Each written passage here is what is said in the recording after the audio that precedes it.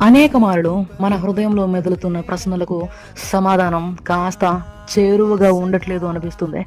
ఏం చేస్తే దేవునికి ప్రయోజనంగా మారతామో అర్థం కాని అగమ్య గోచరమైన సందర్భాలు మన ముందు అనుమతింపబడినప్పుడు ఏం చేయాలో తోచని పరిస్థితి.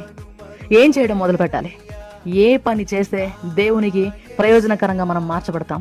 ఆయన చిత్తానికి ఏ విధంగా లోబడితే, ఏ నియమం జత చేయబడితే ఆయన అనుకున్న విధంగా ఈరోజు మనం ఉంటాం?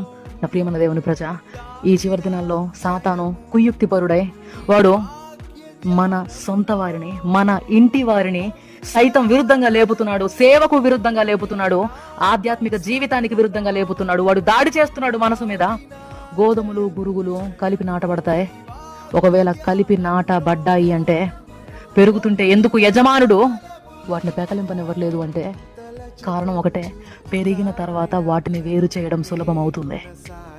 డియర్ బ్రదర్స్ అండ్ సిస్టర్స్, దయచేసి ఆధ్యాత్మిక జీవితంలో కొన్ని చేదైన అనుభవాలు, కొన్ని వేరైన జ్ఞాపకాలు, దేవుని యొక్క నియమానికి ప్రశ్నార్థకంగా ఉన్న పరిస్థితులు మన కళ్ళ ముందు కనపడినప్పటికీ దయచేసి కొన్నిసార్లు మౌనంగా ఉంటూనే వాటిని గమనించాలి. సాతాను వేసే ఎత్తుగడను మనం పసిగట్టి వ్యూహంగా సమయోచితమైన జ్ఞానంతో ఆత్మదేవుడు అనుగ్రహించు వివేకాత్మతో జ్ఞానాత్మతో నింపబడి వాటిని మనం పరిశీలించాలి, పరీక్షించాలి.